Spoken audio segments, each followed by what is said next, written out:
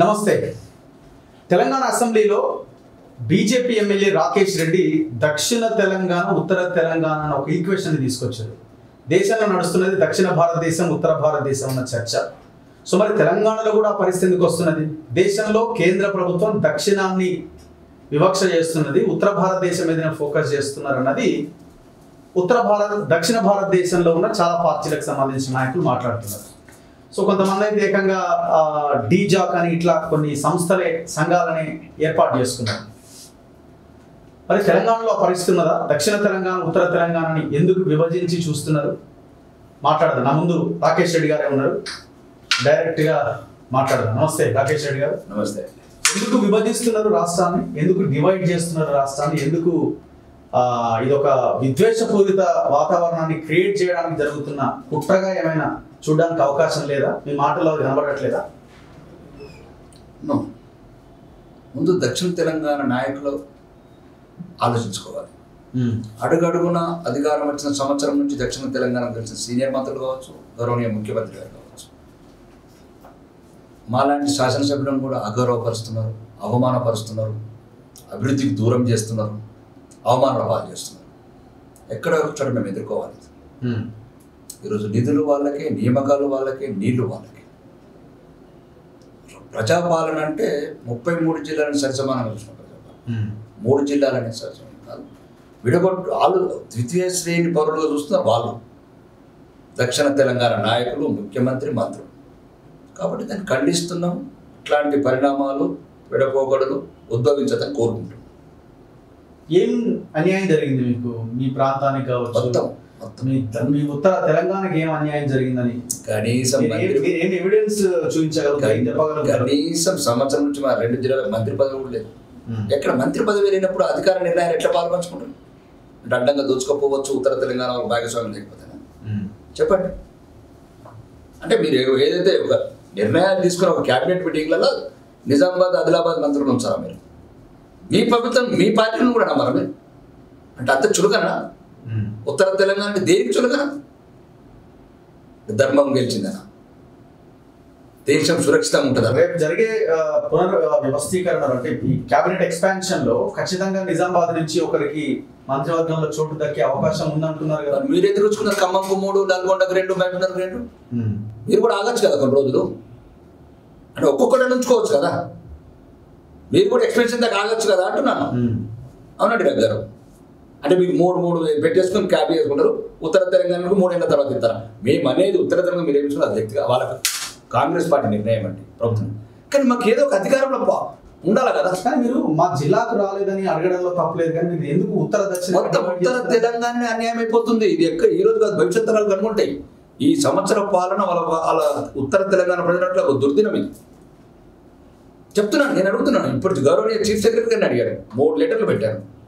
మొత్తం 119 మంది శాసనసభ్యులకు ఇచ్చిన వాటా ఎంత, ఏ నియోజకవర్గానికి ఎంత ఇచ్చాను?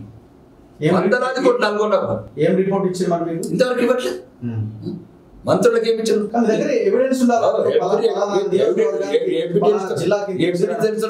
సబ్మిట్ చేశాను చీఫ్ సెక్రటరీ గారికి.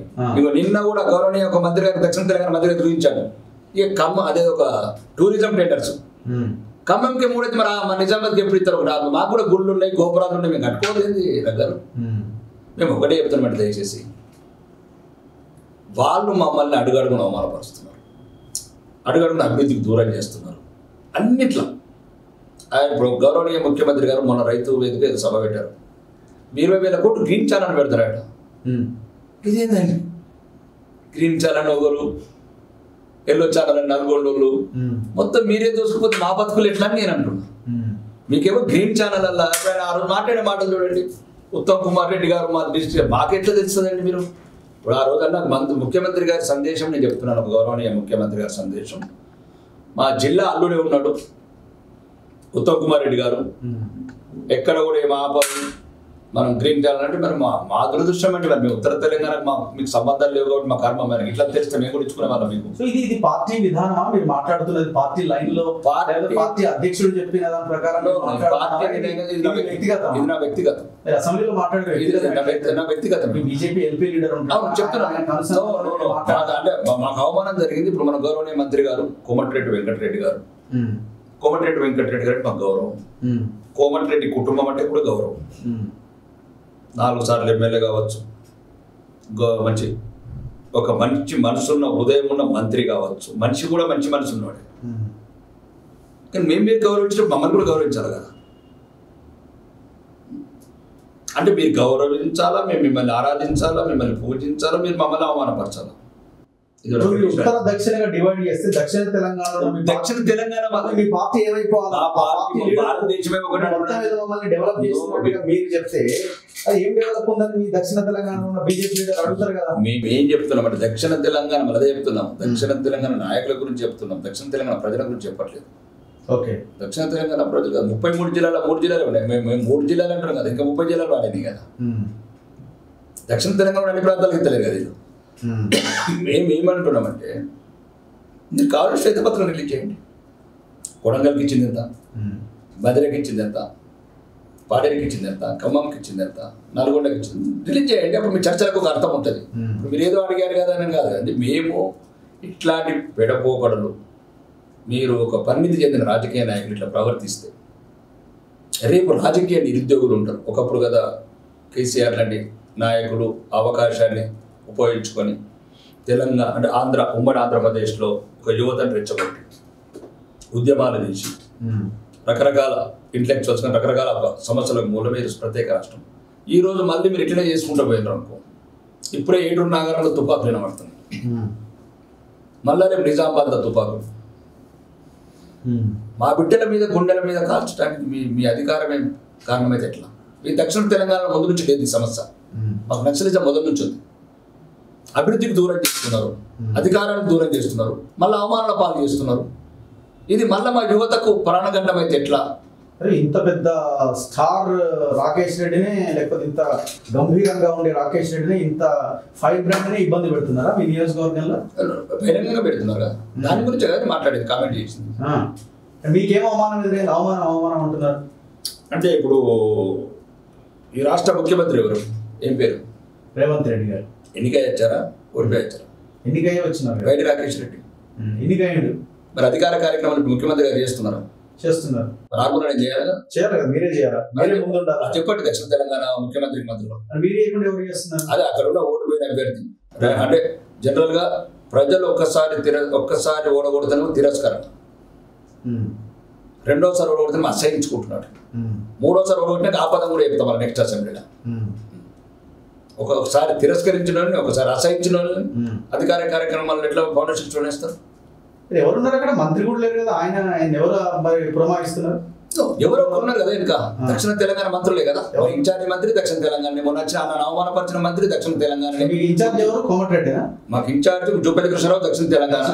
మొన్న వచ్చి అవమానం పాలు చేసిన మంత్రి ఆయన పేరేంది? కోమటిరెడ్డి వెంకటరెడ్డి గారు దక్షిణ తెలంగాణ ముఖ్యమంత్రి. దక్షిణ తెలంగాణ ముఖ్యమంత్రి ప్రోత్సాహం లేకుండా ఎట్లా జరుగుతుంది ఇవన్నీ?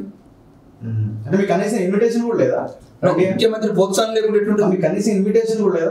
మొత్తం భారతం పోయి అక్కడ శంకుస్థాపన చేస్తుంటే మీకు సంబంధం లేకుండా ఇంకా అదే చెప్తున్నాను అనుకుంటే ప్రివిలేజ్ నోటీస్ ఇచ్చాము, స్పీకర్ గారు కంప్లీట్ ఇచ్చాము.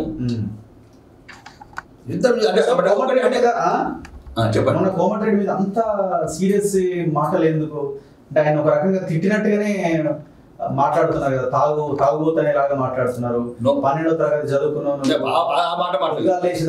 పొద్దుగా లేవగానే తాగుతారు, అట్లాంటి ఆయన మంత్రి పదవి ఎట్లా ఇస్తారు? ఇవన్నీ మీరు మాట్లాడిన నేను 12వ తరగతి గురించి మాట్లాడలేదు.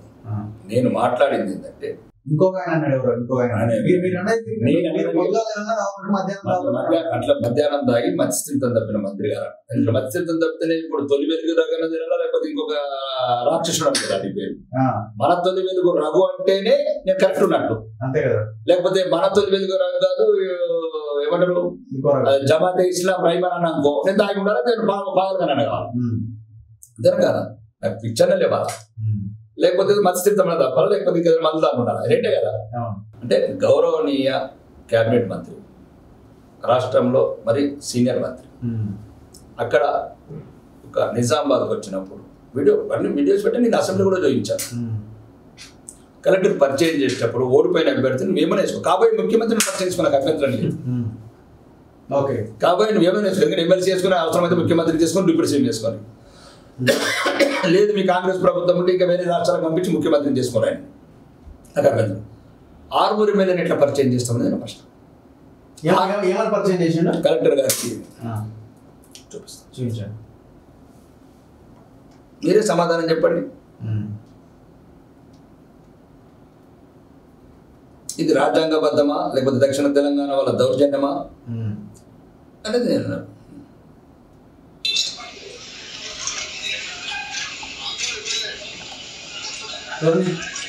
ఎమ్మెల్యే అనేసిడా?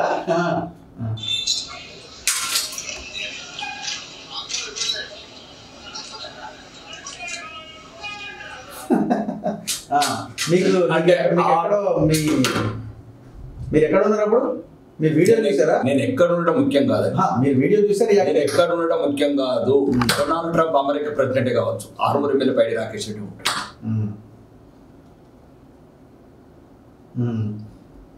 6 ఎమ్మెల్యే పైడి రాకేష్ బాగా హర్ట్ చేసింది ఆ వీడియో. అంటే ప్రజాస్వామ్యం అంటే ప్రజాస్వామ్యం నమ్మకం లేదా అంటే ఒక నియంత పాలన, నిరంకుశత పాలన. ప్రజల చేత ఎన్నుకోబడ్డ ప్రజలతో అసెంబ్లీలో ఆయన కలిసే ప్రయత్నం చేయలేదా? మీరు కలిసే ప్రయత్నం ఏమన్నా? ఆయన రమ్మన్నారు దగ్గరికి, నేను వేరే ఏదో సబ్జెక్ట్ ప్రిపేర్ అవుతున్నాను, వెళ్ళలేదు. రమ్మన్నారు 2-3 సార్లు పిలిచాడు దగ్గరికి రమ్మని. తగిలింది? నువ్వు తగలడం అని కాదు. ఓకే, నేనేమంటున్నానంటే ఇట్లా అవమానాలు పాలవుతూ పోతుంటే ఇంకా అవమానిస్తాను. జాతి నేర్పింది, రకరకాలుగా చరిత్ర చెప్తున్నది, అడిగినా కొద్ది అనుస్తారు నా కొడుకులు ఎవడైనా సరే ప్రపంచంలో. నేను ఒక్కడే చెప్తున్నాను, నా జీవితమే ఒక పోరాటం. మరణాన్ని నేను ఇష్టపడతా కానీ అవమానాన్ని ఇష్టపడను. ఇంతకుముందు కూడా మీకు ఎప్పుడో నేను ఎన్నిక ముందే చెప్పాను, అప్పుడే వాడు వీడు అంటుంటే ఇంత ధైర్యమా మీరు ఏదో అన్నారు. ఆ రోజు తప్పు చేయను, తల వంచను. ఓకే, రాజకీయ ప్రత్యర్థులు ఎన్ని అవాకులు చవాకులు కూర్చున్నాను. నేను మాట్లాడింది ఆ సబ్జెక్ట్ అక్కడి వరకే పరిమితం తప్ప కోమటిరెడ్డి కుటుంబం మీద నాకేదో వాళ్ళని ఇబ్బంది పెట్టాలని కాదు, వాళ్ళని అవమానపరచడం లేదు. నన్ను అవమానపరిస్తే ఎట్లాంటి సమాధానాలు వస్తాయని మిగతా సమాజానికి చెప్పిన, మిగతా మంత్రులకు కానీ మిగతా నాయకులకు. మీ జిల్లా ఇన్ఛార్జ్ మంత్రికి వెళ్ళి ఏం రిప్రజెంటేషన్ ఇవ్వలేదా? ఎట్లా మీరు నన్ను పిలవకుండా, ఎమ్మెల్యేకి ఇన్విటేషన్ లేకుండా ఎట్లా కార్యక్రమాలు చేస్తారని? అంటే వీళ్ళకి అందరికి తెలియకుండా చేస్తాను. తెలిసే చేస్తారు, తెలియకుండా కింద ఉన్న స్టాఫ్ అందరికి తెలియకుండా చేస్తారు. ఇప్పుడు వచ్చేటప్పుడు అది చెప్తున్నారు, పోపు చెప్తున్నారు, లేకపోతే చెప్పకుండా చెప్పే వస్తారు. ఇక చెప్పేది జరుగుతుంది కాబట్టి దక్షిణ తెలంగాణ మంత్రుల ఆగడాలు, దౌర్జన్యాలు, అహంకారం ఇవన్నీ చెప్తున్నాం. ప్రజాస్వామ్యంతో మీరు ఒకవేళ ఏదంటే మీ పార్టీని బలపరచుకోండి. లేదా ఫస్ట్ తప్పు గౌరవనీయ ముఖ్యమంత్రి గారు, ఫస్ట్ ఆయన విత్డ్రా చేసుకోవాలి. ఎక్కడ ఫోటో చూసిన ఈ మధ్య కలిసినారా ముఖ్యమంత్రిని? ఈ మధ్య ఎక్కడ వెళ్ళలేదా? పాత ఫోటోలు ఈ మధ్య ఏం కలవలేదు? నియోజకవర్గ అభివృద్ధి కోసం ఏం కలవలేదా? కలిసే ప్రయత్నం చేయలేదు? నేను కలిసాను. అది అలై బలైలో ఇంటిగ్రేటెడ్ ఇంటర్నేషనల్ శాంక్షన్ చేశాను, integrated sanction school. Okay, so మీ నియోజకవర్గానికి ఇచ్చారు ఒక స్కూల్? ఇచ్చారు. అది 8 నెలల నుంచి పోరాడుతుంటే ఇంకా స్కూల్ ఇంకా అల్లే స్కూల్ లేదు కానీ పేపర్లు వచ్చింది. ఆ పేపర్ కూడా చినిగిపోయింది ఆల్రెడీ. అది వచ్చినప్పుడు పెట్టలేదు. దక్షిణ మేము ఏమంటున్నామండి, దయచేసి ఆర్మూరు ప్రజలు ఇప్పుడు గౌరవనీయ ముఖ్యమంత్రి గారు చెప్పారు 18,500 కోట్లని ఆదాయం. మాకు కూడా కావాలంటున్నాం మా మాట. 18,500 కోట్లు అంటే దాని అర్థం ఆర్మూరు ఆదాయం ఉన్నట్లే కాదు. అంతే కదా. ఆర్మూరు మేజర్ టౌన్, 92 గ్రామాల సమూహం. అక్కడున్న ప్రజలు పన్నులు కట్టింటే మీ ఆదాయం వస్తుంది ఒకటి. రెండోది 80,000 కోట్ల అప్పు తెచ్చారు. 80,000 కోట్ల అప్పులల్లో మా ఆర్మూరు భాగస్వామ్యం ఉంది కాబట్టి మా వాట మాకు కావాలంట. ఏదో మీరు ఒకవేళ సీనియర్ మంత్రులు దక్షిణ తెలంగాణ వాళ్ళు కొద్దిగా ఎక్కువ తీసుకెళ్ళండి, దాని అభివృద్ధి తక్కువ ఉంటే ఎక్కడన్నా. కానీ మొత్తం మమ్మల్ని నిర్లక్ష్యం చేస్తామంటే ఎట్లా? అండ్ మరో ముఖ్యమైన అంశము, ఇప్పుడు 1 year అవుతుంది మీరు ఎమ్మెల్యే ప్రభుత్వం వచ్చి కూడా 1 year అవుతుంది. సో ఈ 1 year లో ప్రభుత్వం ఎట్లా ఉంది, మీ పనితీరు ఎట్లా ఉంది నియోజకవర్గంలో? నా వరకు నేను ఫస్ట్ అక్కడ ఒక దాస్య శృంఖలాలు నింపేశాను. దాస్య శృంఖలాలు నింపేశారా? మీరు కూడా వచ్చారు ఆ టైంలో చూసారు ఆర్మూర్ అంటే ఎట్లుండదు. మీ దగ్గర కూడా చాలా డాటా ఉంది. మీరు కొత్త జర్నలిజం కొత్త కాదు. గత నిరక్షర ప్రభుత్వం నియంత ప్రభుత్వంలో ఎన్ని ఇబ్బందులు నువ్వు పడ్డావు. అక్కడ మాకు ఒక చిన్న నియంత్రణ ఉండే పెంపుడు కొడుకు. ఆ పెంపుడు కొడుకు రకంగా 90 గ్రామాల ప్రజలు ఎంత నరకం అనుభవించారు. రౌడీలు, గుండాలు అర్ధరాత్రి లేకుండా 24 గంటలు సంచరించేవారు. కబ్జాలు, కమిషన్లు, అక్రమ కేసులు, అడుగడుగున ప్రజల అవమానాలు, అధికారం, అహంకారం తోడైన వేళ నేను వెళ్ళాను రాజకీయాల్లోకి. అక్కడ పరిస్థితి మొత్తం మారేసాం. అభివృద్ధి ఏ రూపు చేస్తాం, కానీ ఫస్ట్ ఒక అహంకారం దూరం చేసాం, అక్రమాలను దూరం చేసాం. ప్రజలు ప్రశాంతంగా ఉన్నారు. రాకేష్ రెడ్డి ఫోటో పెట్టుకోవాలి, రాకేష్ రెడ్డి పిలవకుండా ఏ ప్రోగ్రామ్ జరగడానికి వీల్లేదు, రాకేష్ రెడ్డి కాదని ఎట్లా పోతావు నువ్వు, అవన్నీ ఇట్లాంటి అసలు రాకేష్ డాన్ ఇట్లాంటి ఏం లేవా అప్పుడు ఉన్నట్టు? అప్పుడు 1% కూడా లేదు. మీరు కావాలంటే మీ మనతో వెలుగు నుంచి మీరు ఇంతకుముందు వెళ్ళారు కదా వ్యాన్ తీసుకొని. ఇప్పుడు ఇలా వ్యాన్లో ఎప్పుడైతే మీరు ఆ రోడ్ల మీద పెట్టి ఇట్లా బైకులు పెట్టారో పైపులు, ఇప్పుడు పెట్టండి మళ్ళీ పైపులు. ప్రతి ఒక్కరిని అడగండి. ఒకవేళ సంవత్సరం క్రితం వచ్చి ఇదే మైకు మీ ముందు పెట్టాను, అప్పుడున్న పరిస్థితులకు ఇప్పుడున్న పరిస్థితులకు తేడా ఉంది. ఒకటి. రెండోది, రాకేష్ రెడ్డికి ఏమైనా బంధు ప్రీతి ఇక్కడ చూస్తున్నారా? నేను ఇన్ఛార్జీలు అనుకుంటారు అనుకుంటా. మూడోది, ఏమన్నా చిన్న ఒక్క అవినీతి, ఒక్క రూపాయి లేదు, అహంకారం లేదు, అక్రమ కేసులు, ప్రజలకు ఇబ్బంది కేసు పెట్టలేదు నియోజకవర్గం. అలానా ఎస్ఐకి సిఐకి ఫోన్ చేసి కేసు పెట్టు అంటే పెట్టేసిన సందర్భం లేదా? వినిపించే సంఘటన లేదు. ఎవరు నడుస్తలేదా మీరు? నాది నడకపోవడం మంది ఆయన ఎమ్మెల్యే వాళ్ళదేమన్నా నడుస్తుంది. అదే ఇప్పుడు మన పట్నం నరేందర్ రెడ్డి కూడా అంటున్నాడు నేనే ముఖ్యమంత్రి అంటున్నాడు. ఓకే. ఇప్పుడు పట్నం నరేందర్ రెడ్డి కూడా ఓడిపోయినంత నేను ముఖ్యమంత్రి అంటున్నాడు. అన్నంత మాత్రాన ముఖ్యమంత్రి రేవంత్ రెడ్డి ఉంటాడు కదా. ఎవరో అన్నంత మాత్రాన నాకేం, కానీ కొంచెం నేను నా ప్రజల తరపు నుంచి నా ప్రజల గొంతు అయిపోయాను, నా ప్రజల ఆత్మగౌరవాన్ని నిలబెట్టాలి కాబట్టి నిరంతరం పోరాడతాం. సో మీ రాజభవనం గేట్లు ఓపెన్ అవుతున్నాయి మరి? రాజభవనం గేట్లు ఎప్పుడు ఓపెనింగ్, అది కాదు, అది ఎప్పుడు రాజభవనం కాదు. నేను కష్టపడి నా జీవితాంతం 35 సంవత్సరాలు కష్టపడి కట్టుకున్నాను. రాజభవనం కాదు, నా ఇష్టమైన భవనం, నా గ్రామం, నా విలేజ్, నా పుట్టినూరు, గిట్టే ఊరు అంకాపూర్. కాబట్టి ఎప్పుడు ప్రజలకు అందుబాటులో ఉంటాను. ప్రజలకు ఎంతవరకు వేయాలో అంతవరకు వేస్తాము. ఏ సమస్య వచ్చినా పరిష్కరిస్తాము. ప్రజలే నా కుటుంబం అనుకున్న తర్వాత నాకేం సమస్య ఉంటుంది. మీరు కావాలంటే అడగండి. అక్కడ పార్టీ ఏ అధికారి కూడా చెప్తాను, బహిరంగంగా చెప్తాను. కాంగ్రెస్ లేదు, బీఆర్ఎస్ లేదు, బీజేపీ లేదు, ప్రజలంతా ఒకటి. కొద్దిగా పేదవాడి పట్ల కనికరం చూపండి. కొద్దిగా వెనుక పడ్డవాళ్ళు, బడవే పడ్డవాళ్ళు కాబట్టి కొద్దిగా వాళ్ళకి ఎంత సమాజం మీద అవగాహన ఉంటుంది, రాజ్యాంగం మీద అవగాహన ఉంటుంది, చట్టాల మీద అవగాహన ఉంటుంది. కొద్దిగా కనికరం జాలి చూపించండి, రెస్పెక్ట్ పీపుల్ అని చెప్తాను. కావాలంటే ఏ అధికారులవి అడగండి. సంవత్సరం లోపల ఎమ్మెల్యే గారి పనితీరు ఎట్లుంది, మీకు ఇచ్చే గౌరవం ఎట్లుంది, అభివృద్ధి. ఇదే దక్షిణ తెలంగాణతో కోరట ఇదే కదా. నిధులు వాళ్ళు దోసుకోపోతున్నారు. అది ఉన్నదే కొద్దిగా, ఉన్నదంటే తీసుకోకపోతే ఎట్లా అని మా పరిస్థితి. మాకు కొద్దిగా సాటిస్ఫైడ్ ఉన్నారా 1 year? అంటే సరే రాజకీయాల్లోకి వచ్చిన వెంటనే ఎమ్మెల్యే అయిపోయినా ఓకే నడుస్తున్నది అని అనుకుంటున్నారా? లేకపోతే అరే ఈ సమయం అంతా బిజినెస్ మీద పెట్టుంటే బాగా సంపాదించడం అనే ఆలోచన ఏమైనా వస్తున్నదా? తలరాతని మార్చలేకపోతే తలరాతని మార్చలేదు. ఓకే. దేవుడి నిర్ణయాన్ని ప్రతి ఒక్కరు స్వీకరించాలి. ఇప్పుడు మీరుగా రాజకీయ వరకు వెళ్ళట్లేదు, సోమాలి గుట్ట వరకు ఆ నిర్ణయాలు ఎప్పుడు మనం మార్పును స్వీకరించాలా. రెండోది, ఒక రకంగా 1% సంతృప్తి ఉంది, కానీ ఒక దృఢమైన సంకల్పం మాత్రం వచ్చింది.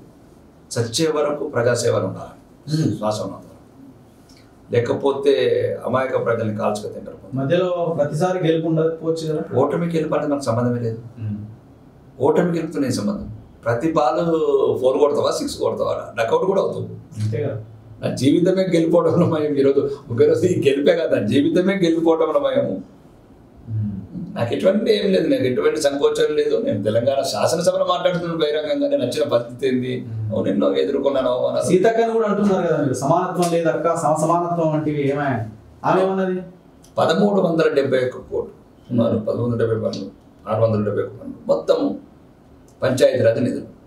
ఆమె 100 సార్లు తిరిగాను ఆమె ఆఫీస్కి బిల్డింగ్. తెలంగాణ శాసన సెక్రటరీ మీరు కావాలంటే వీడియో చూడదు. అందరికన్నా శాసనసభ నేను తిరిగినచ్చు. పంచాయతీరాజ్ ఆఫీస్ పంచాయతీరాజ్ కావచ్చు, ఆర్ఎండ్బి కావచ్చు, అది కావచ్చు, ఇది కావచ్చు, ఎక్సైజ్ కావచ్చు, ఇంకా సీఎం పేషి కావచ్చు. ఎక్కని గడప లేదు, మొక్కని అధికారం లేదు. మీకు కావాలంటే బుక్ తీసుకొచ్చేవాడిని 88 లెటర్లు ఇచ్చాను ఇప్పటివరకు. 88 లెటర్లు ఆల్ డిపార్ట్మెంట్స్ మంత్రులకు, డిపార్ట్మెంట్స్ ప్రజలు అనుకున్న దేనికి నా వాటా గురించి అడుగుతున్నాను. కానీ ఈ దుర్మార్గమైన ఆలోచన దక్షిణ తెలంగాణ వాళ్ళు సరిగ్గా సహకరిస్తలేరు. ప్రతిరోజు పేపర్ చూడండి, ప్రతిరోజు పేపర్ చూడండి, మీరు చూడండి. నా మాట అబద్ధం అయితే చూడండి. నాకు ఇది ఈ రాష్ట్రానికి నష్టమని చెప్తున్నా గౌరవనీయ మంత్రులకు. నిన్న కూడా చెప్పారు బహిరంగ ఉత్తర తెలంగాణ సమస్యలు మీరు పరిష్కరించాలి కదా. మొత్తం మీరే తీసుకుపోతే ఎట్లా రాకు?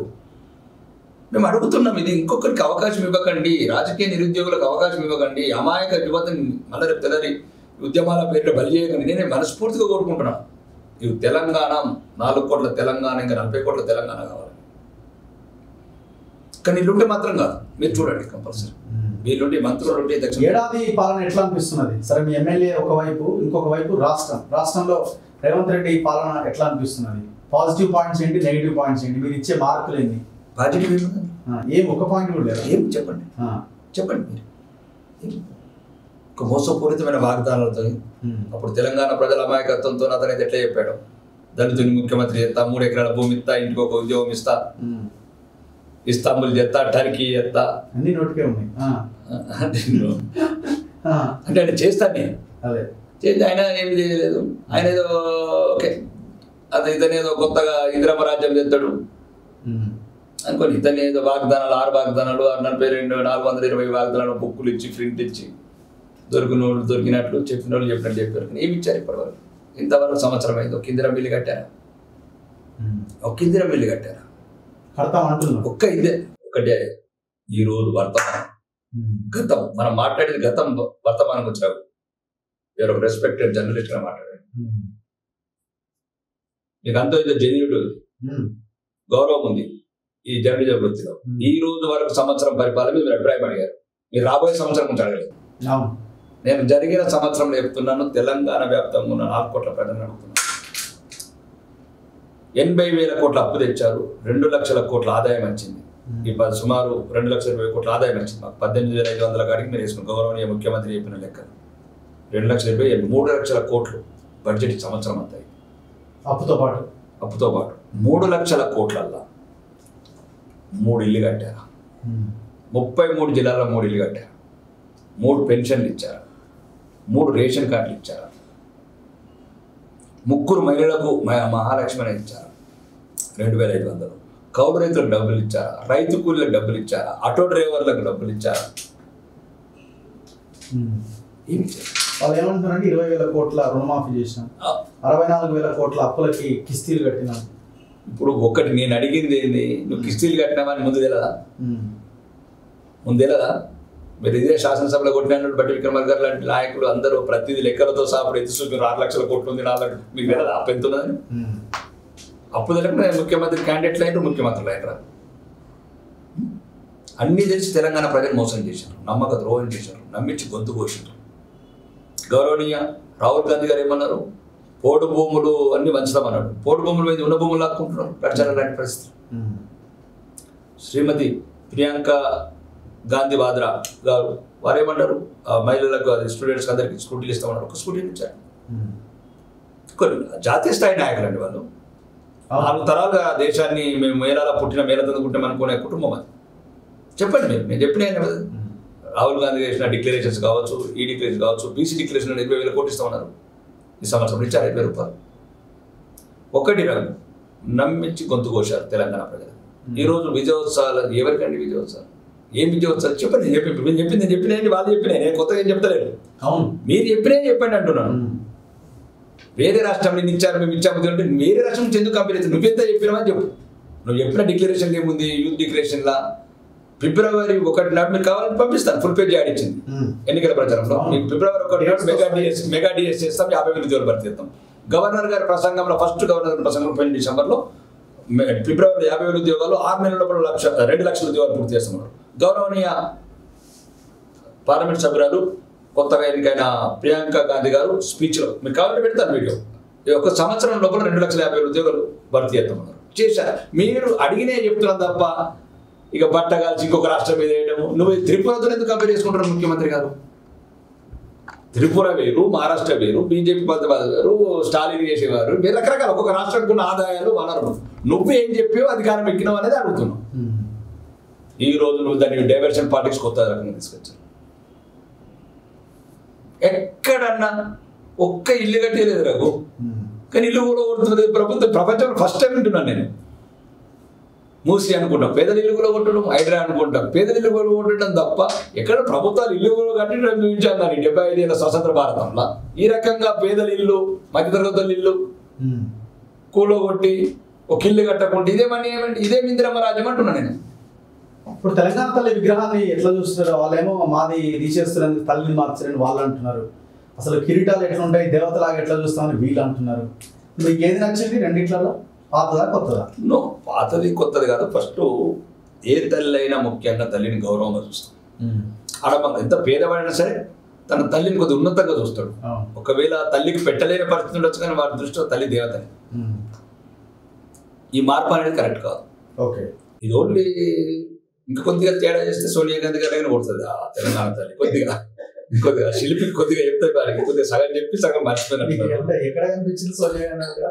అరే ఇప్పుడు భస్మాసుర హస్తం అది తెలంగాణ ప్రజలు దేవత కూడా ఇట్లా హస్తం తన పిల్లల్ని లేకపోతే తన ప్రజలను ఆశీర్వదించారు. తెలంగాణ సంస్కృతి హస్తం అంటే కాంగ్రెస్ తెలంగాణ సంస్కృతి సాంప్రదాయం. హస్తాలు రిక్త హస్తాలు కాదు, మాకు తెలంగాణ సాంప్రదాయాలు, చేతిలో గొబ్బెమ్మలు, అట్లాంటి కల్చర్ ఉంది మాకు. ఇటలీ కల్చర్ కాదండి తెలంగాణ కల్చర్. ఇటలీ కల్చరో హిందువులను అవమానపరిచే కల్చరో కాదు రాహుల్ గాంధీ లాగా, ప్రియాంక గాంధీ లాగా. కాబట్టి తెలంగాణ తల్లి విగ్రహం తెలంగాణ ప్రజల అభిప్రాయం ప్రకారం చెప్తున్నాను. నేను గౌరవ శాసనసభ్యుడు, నేను తెలంగాణ అసెంబ్లీ స్పీకర్ గారు కూడా చెప్పాను. వీళ్ళు ఎవరు చెప్తలేరు అధ్యక్ష, వీళ్ళంతా డైరెక్ట్ చెప్తున్నాను నేను. అది అందరు కాంగ్రెస్ తల్లి అంటున్నారు అధ్యక్ష. కొద్దిగా మార్చుకోండి అది. అంటే దాని మీద కొద్దిగా ఏదైతే చేతుందో మనం తెలంగాణకు సంస్కృతికి ఏదైతే బతుకమ్మ పెట్టమని చెప్పారు. ఒకటి మార్చి సరిపోద్దా? ఒకటే ఏంటంటే ఒకటి మార్చడం కాదు, మొత్తానికే ఒకటి. ఇప్పుడు అదే నేను శాసనసభలో చెప్పాను, ఒకప్పుడు మంచిగా మిగులు నిధులతో నిలబడ్డ ఈ రాష్ట్ర బడ్జెట్ లాగా ఉండేది మా తల్లి, ఏదో మనం చూపించిన తల్లి. ఇప్పుడే మొత్తం అప్పుల పాద అయిపోయిన తెలంగాణలో చూపిస్తున్నారు. కాబట్టి ఇప్పుడు భారత మాత కావచ్చు, లేకపోతే తెలుగు తల్లి కావచ్చు, ఒక ఉన్నతంగా కిరీటము, నగలు, నట్ర అంటే ఒక గౌరవంగా అట్లా ఉంటేనే బాగుండేది. మార్చకపోతే కొద్దిగా ఫేస్ లాగా మీరు మార్చుకోవాల్సింది. మళ్ళీ ఇటలీ ఛానల్ రాకూడదు, ఇండియన్ ఛానల్ రావాలి. భారత మాత ఛానల్స్, తెలంగాణ తల్లి ఛానల్సే రావాలి. కాబట్టి అట్లా మార్చాల్సిందే. తల్లి ఎప్పుడైనా ఉన్నతంగా గౌరవంగా ఉండాలా, నగ నట్ర ఉండాలా, చూడగానే ఒక మోకరిల్లేటట్టు ఉండాలా. ఇది వాళ్ళ కాంగ్రెస్ అధికారంలోకి వస్తే మళ్ళీ మీరు మార్చేస్తారా ఎట్లా? 100%. మీరేం పెడతారు? మేము ఎవరైతే ఇట్లా అందరు కాంగ్రెస్ వాళ్ళ అభిప్రాయం కూడా తీసుకుంటాం. కాంగ్రెస్, బీఆర్ఎస్, కమ్యూనిస్టు, మజ్లిస్ అభిప్రాయం కూడా తీసుకుంటాం. సెక్రటరీ ముందు పెట్టింది, జీవో ఇచ్చింది, తీసేస్తారు. మెజార్టీతో తీసేస్తాం. ఎన్నో రేవంత్ రెడ్డి గారు మారుస్తారు. రేవంత్ రెడ్డి గారు మారుస్తారు. అంటే వాళ్ళు అధికారికంగా చేయలే కదా. అధికారికంగా చేసినా, అవమానకరంగా చేసినా, ఇంకే రకంగా చేసినా చాలా రకాలు మారుస్తున్నారు కదా. మా ప్రభుత్వం అధికారంతో ఆ మెజార్టీ అందరిని ఒప్పించి చేస్తాం. మీరు ఎట్లా? మేము కంపల్సరీ అయితే ఆ చేతి తీసేస్తాం. అది తెలంగాణ ప్రజలు భస్మాసురం వస్తాం. హ్యాండ్ ఇట్లా చూపించద్దు, భస్మాసురం. ఎప్పుడైనా దేవతలకు ఇట్లా అన్నారు చూసినావా? ఇట్లా అన్నారు చూసినావా? చూసినా ఎక్కడన్నా ఆశీర్వాదాలు ఇట్లా అంటారు కదా. ఇట్లా ఆశీర్వాదం వేరే ఉంటుంది. భస్మాసురం అన్నారు 100%. ఏం డౌట్ లేదు. అసలు వచ్చే అవకాశం ఉందా బీజేపీ అధికారంలోకి? 1000%. ఎట్లా, ఏం అవకాశాలు మీకు కనిపిస్తున్నాయి? 36% ఓట్ల శాతం తెచ్చుకున్నాం. మేలో జరిగిన పార్లమెంట్ ఎన్నికలలో 8 లక్షలాది ఓట్ల మెజార్టీతో 8 పార్లమెంట్ స్థానాలు తెచ్చాం. ఈ రోజు ప్రజలు భారతీయ జనతా పార్టీ వైపు చూస్తున్నారు. సార్, నేను ఒక పాయింట్ అడుగుతా. 8 పార్లమెంట్లో గెలిచారు చాలా అద్భుతంగా. 53 అసెంబ్లీ నియోజకవర్గాల్లో మీకు మెజారిటీ వచ్చింది. 7 సెకండ్ ప్లేస్ ఉన్నాం. 7 సెకండ్ ప్లేస్. మీ పోరాటం ఏది తర్వాత కాలంలో? ఏది పోరాటం? ఏముంది, అసెంబ్లీలో మాట్లాడితే, ప్రెస్ మీట్ పెడితే, ఇందిరా పార్క్ దగ్గర ధర్నా చేసి సరిపోదు కదా. ఒక ఇష్యూ మీద కంటిన్యూగా మూవ్మెంట్ తీసుకొని పోరాడింది మేమే, హైడ్రా మీద పోరాడింది మేమే, లడ్చర్ల మీద పోరాటం చేసింది మేమే. లడ్చర్ల ఎవరు తిరోగం? బీఆర్ఎస్ కదా. బీఆర్ఎస్ పాత్ర పోషించవచ్చు, కానీ ప్రధాన ప్రతిభ ముందు ఎత్తిందే మేము. డికే అరుణ గారు కావచ్చు, ఈటల రాజేందర్ గారు కావచ్చు, మూసి నిద్రలు కావచ్చు, మూసి నేను వెళ్ళాను కదా, మూసి వెళ్ళాను, నడిచర్లు వెళ్ళాను. ఈరోజు ప్రజా విజయం, అది భారతీయ జనతా పార్టీ విజయం. నడిచర్ల క్యాన్సిల్ చేయడం ఫార్మా క్లస్టర్. ఈరోజు మూసి కూడా ముట్టుకోవడానికి భయపడుతున్నారు. మేము ఉండగా చేయనీయమది. మూసి పేద ప్రజల ఇల్లు ధ్వంసంగా బుల్డోజర్లు ఎక్కిస్తే మా మీద బుల్డోజర్లు ఎక్కినాకనే చూస్తాం. ఎవరు అధ్యక్షుడు అయ్యే అవకాశం ఉంది? మీ పార్టీ ఇంకో వారం 10 రోజుల్లో నియామక ప్రక్రియ పూర్తి కాబోతున్నట్టున్నది. ఇప్పుడు బూత్ స్థాయి నడుస్తుంది. బూత్ అన్ని టైం తీసుకుంటుంది. 1 month బూత్, తర్వాత మండలం, తర్వాత జిల్లా తర్వాత రాష్ట్రం. ఎవరికి అవకాశాలు ఉన్నాయో? అవకాశాలు అనేది ఆల్రెడీ నిర్ణయం అయిపోయింది అధిష్టానం నిర్ణయంలో. ఇక దాన్ని అన్ని అయిపోయిన తర్వాత ఓపెన్ చేస్తాం. లాస్ట్లో ఓబీసీయా లేకపోతే వేరే ఎవరికైనా ఇచ్చే అవకాశం? ఈడ ఓన్లీ హిందూనేనండి. మీరు మిగతా కాంగ్రెస్, ఓబీసీ అనుకుంటా, కులగణన, ఇక దేశం ఎట్లయితే విచ్ఛిన్నం చేయాలనుకుంటున్నారు. ఓబీసీ అన్న లైన్ కూడా ఆలోచించారా? ఓబీసీ మొత్తం హిందుత్వం ఫస్ట్. హిందువులం, మనం హిందువులం ఒకటి ఉండాలి. ఓబీసీలకు అధికారంలో కావచ్చు, అన్నింటిలో కావచ్చు. ఓబీసీ ఎవరు కాదా? నరేంద్ర మోడీ గారు ఓబీసీ కదా, 3 సార్లు ప్రధానమంత్రి. మరి వీళ్ళు బామర్ల లెక్కన రాహుల్ గాంధీ, ఆ గాంధీ హిందువులే కాదు ఇంకా మరి. కాబట్టి నిజమైన నికార్సైన హిందూ బిడ్డ ఓబీసీ కదా. ప్రధానమంత్రి ఇంతకుముందున్న ప్రెసిడెంట్ ఆఫ్ ఇండియా కూడా ట్రైబల్సే కదా. సో ఇక్కడ అధ్యక్షుడు ఇక్కడ అధ్యక్షుడు అంటే అన్ని రకాల ఇంతకుముందు బండి సంజయ్ గారు లేరా? హిందువే అంటే అందరు హిందువులే కదా. ఎవరైనా ఒకటే, మా దృష్టిలో ఎవరైనా ఒకటే. ఎస్సీ అయినా ఒకటే, బీసీ అయినా ఒకటే, ఓసీ ఒకటే, హిందూ అంతే. ఎస్సీ, ఎస్టీ, బీసీ, ఓసీ అని చూడాలి. అవన్నీ మోర్చాలు ఉంటాయి. డెవలప్మెంట్స్, యాక్టివిటీస్, ఏదైనా వెనుకబడే వర్గాలు ఉంటాయి. అన్ని ముందు నుంచునే కదా. జనసంఘంలో, ఆర్ఎస్ఎస్ లో, విశ్వ పరిషత్ ఒకటి, బజరంగ దళ్ ఒకటి, వానసేన ఒకటి, వనసేన ఒకటి, ఇవన్నీ ఉంటాయి. ఒక విషయం చెప్పండి, ఒక చర్చ. ఇప్పుడు మీరు హిందుత్వ ఎజెండా మీది, రాహుల్ గాంధీ కులగణన ఎజెండా తీసుకున్నాడు. సో అవునన్నా కాదన్నా రిలీజియన్ పాలిటిక్స్ మీరు చేస్తుంటే కులాల పాలిటిక్స్ ఆయన తీసుకున్నారు. ఆయన ఎందుకు ఈ రకమైన నిర్ణయం తీసుకున్నారు? మీ లైన్లోకి వచ్చి ఆయన కొట్లాడడం అన్నది అది ఇంపాసిబుల్. ఎందుకంటే మీది ఒక రకంగా ఒక పేటెంట్ లాగా, లేకపోతే దాంట్లో మీరు ఆరితేరిపోయింది. మీరు మిమ్మల్ని ఢీ కొట్టడం అనేది కష్టం. కాబట్టి ఆయన ఇంకొక లైన్ తీసుకున్నాడు, కులగణన అన్న అంశంలో. ఎవరి జనాభా ఎంతుందో వాళ్ళ వాటా దక్కాలని ఆయన లైన్ తీసుకున్నాడు. సో కులగణన వర్సెస్ రిలీజియన్ పాలిటిక్స్. సో ఇందులో ఎవరిది అప్పర్ హ్యాండ్ అని మీరు అనుకుంటున్నారు? కులగణన అనేది మేము తప్పు పట్టలేదు.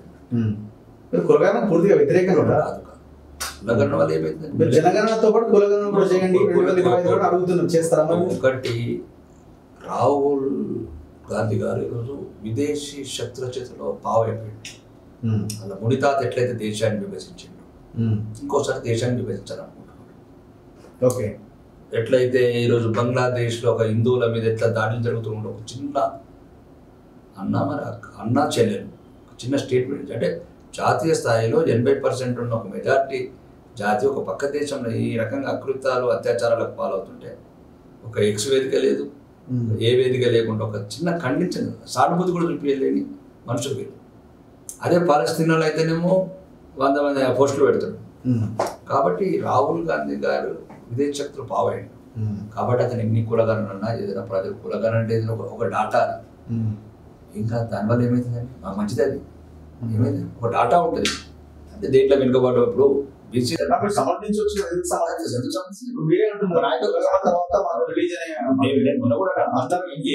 ఇప్పుడు ఒకటండి, ప్రజాధనం ఇప్పుడు ఆల్రెడీ ఇంతకుముందే అన్ని చేసిన సమగ్ర సర్వే ఉంది కేసీఆర్ దగ్గర, తీసుకోవచ్చు కదా, ప్రభుత్వం చేసింది కదా.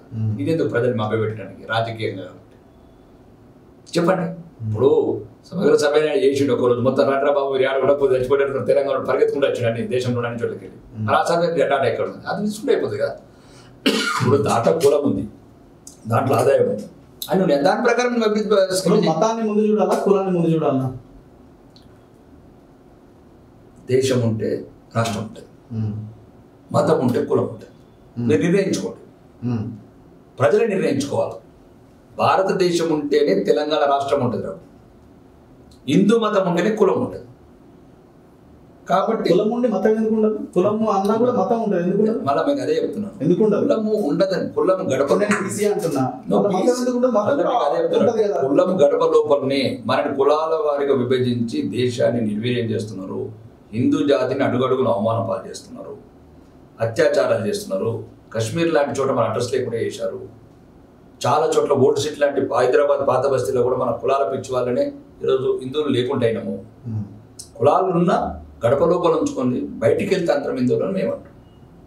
కులాల చర్చ వస్తే బీజేపీ భయం అవుతుందా? ఏం కాదు, అంతే ఇళ్ళలాగా కుటుంబ పరిపాలన చేసుకుంటూ దేశాన్ని విభజించుకుంటా వక్ఫ్ బోర్డు చట్టాలు, పర్సనల్ ముస్లిం లాలు ఇట్లా పెట్టి దేశాన్ని సర్వనాశనం చేశారు కదా. హిందువుల భవిష్యత్తు చూడకుండా ఎక్కడెక్కడ బంగ్లాదేశ్లో, పాకిస్తాన్లో హిందువులను వదిలేశారు, లక్షలాది మంది శవాలను చేశారు, ఎమర్జెన్సీ పెట్టి మొత్తం దేశ ప్రజల స్వాతంత్రాన్ని తుంగలో దొక్కిండ్రు.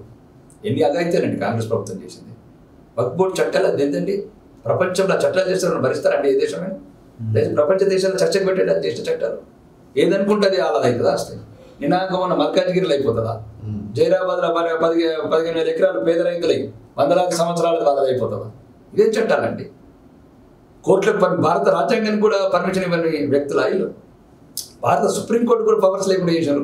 దీనికి పెద్ద కుట్ర ఉంది. సోనియా గాంధీ గారు ఏమేమి ఎవరెవరితో చేసి నిర్ణయం చేశారు దేశ విభజన విషయంలో, అది బాగా ఆలోచించాల్సిన విషయం ఇది.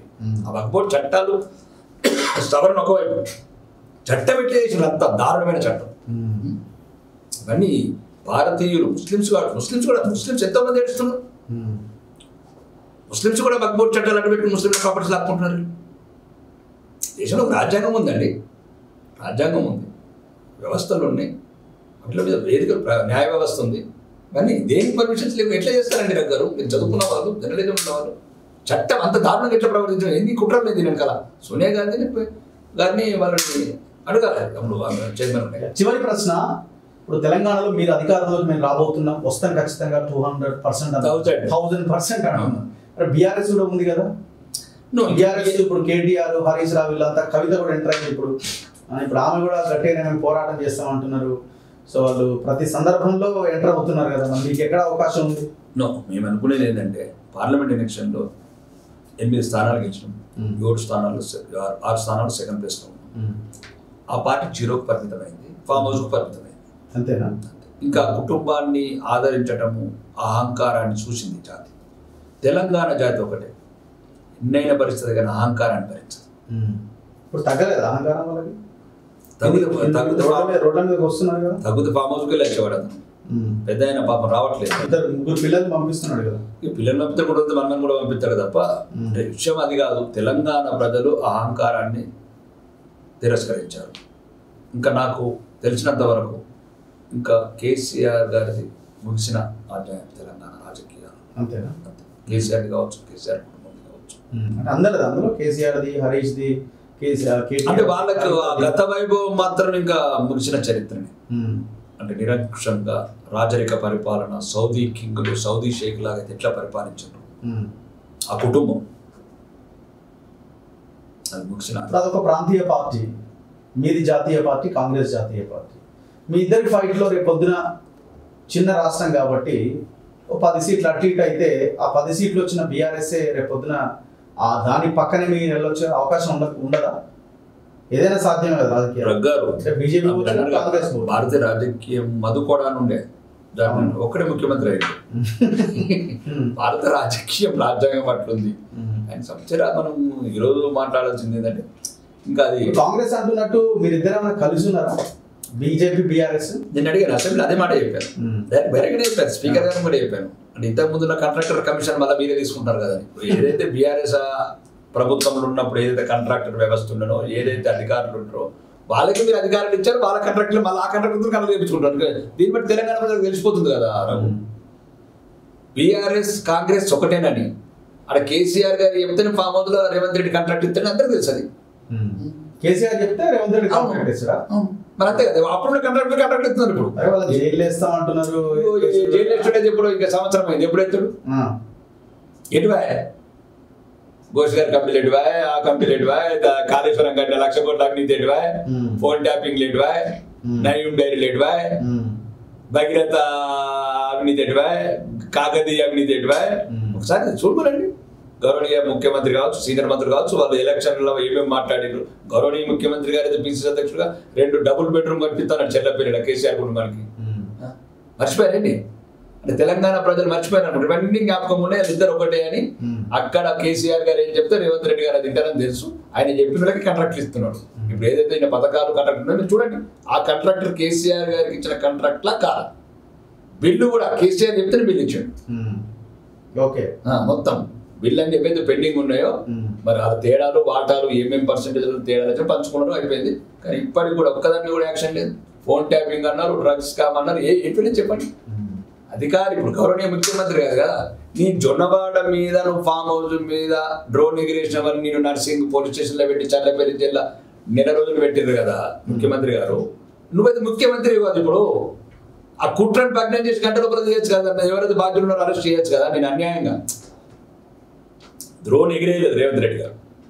డ్రోన్ ఎవరో ఒక స్టేట్మెంట్ ఇస్తే రేవంత్ రెడ్డి గారు చెప్తే నేను ఎగిరేశానంటే 1 month చెల్లపల్లి జైలు ఇచ్చారు. ఇంట్లోకి వచ్చి ఎత్తుకపోయారు. మరి అది కూడా చలనం లేకపోతే అంతగానం కాంప్రమైజ్ ఎట్లా అని నేను అంటున్నాను. ఒకవేళ కల్వకుంట్ల కుటుంబంతో అనుమూల కుటుంబం ఆ రకంగా బంధాలు అయితే తెలంగాణ ప్రజల పాలిటీ శాపాలు అవుతాయి. చూద్దాం ఏం జరుగుతుంది. Thank you very much Rakesh Reddy గారు. ఇది భారతీయ జనతా పార్టీ ఆర్మూర్ ఎమ్మెల్యే రాకేష్ రెడ్డి గారితో స్పెషల్ ఇంటర్వ్యూ. చూస్తూనే ఉండండి మన తొలి వేలు.